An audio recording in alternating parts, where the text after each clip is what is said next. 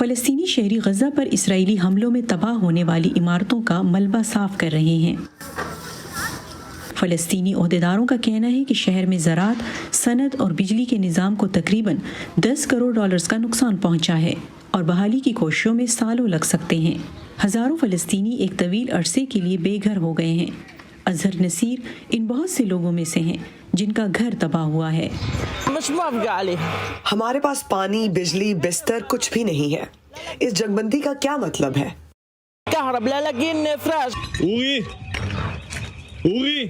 دوسری جانب 11 روز کی لڑائی کے دوران جو اسرائیلی مکانات حماس کے راکٹ کی حملوں کی زد میں آئے، ان میں 88 سالہ یوری کیمی کا گھر بھی ہے، لیکن وہ مستقبل کے لیے پر امید ہیں۔ مجھے جنگ سے ڈر نہیں لگتا۔ یہ راکٹ حملے تو سالوں سے ہو رہے ہیں لیکن کچھ بھی نہیں بدلا۔ تیمی ضمیر نے اپنے خاندان کے ساتھ کئی دن ایک بم شیلٹر میں گزارے جو ان کی رہائشی عمارت میں بنا ہوا ہے۔ جنگ ختم ہوئی، ہم گھر واپس آ گئے ہیں۔ ہماری خواہش ہے کہ امن برقرار رہے اور ہمیں دوبارہ محفوظ پناہ گاہ میں نہیں جانا پڑے۔ اس ہفتے امریکی وزیر خارجہ کی آمد کے موقع پر غزہ میں امداد سے لدے ٹرکوں کا داخلہ بھی شروع ہو گیا۔ یہ گاڑیاں ضروری ادویات، خوراک اور ایندھن لے کر اسرائیل سے غزہ میں داخل ہو رہی ہیں۔ اسرائیل نے اعلان کیا تھا کہ وہ 25 مئی سے محدود وقت کے بجائے روزانہ کی بنیاد پر غزہ کی پٹی میں انسانی بنیادوں پر امداد پہنچانے کی اجازت دے گا۔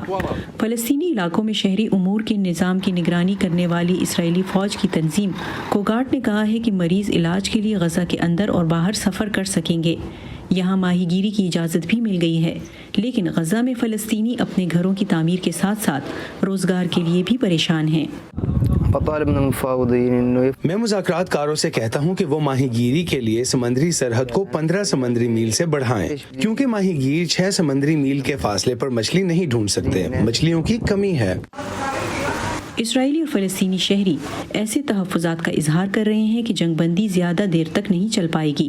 لڑائی سے سب سے زیادہ تباہ شدہ غزہ کے علاقوں کا دورہ کرنے کے بعد اقوام متحدہ کے امدادی عہدیداروں نے فریقین سے جنگ بندی پر قائم رہنے کی اپیل کی ہے تاکہ امدادی ٹیمیں نقصان کا اندازہ لگانے اور بحالی کا کام شروع کر سکیں۔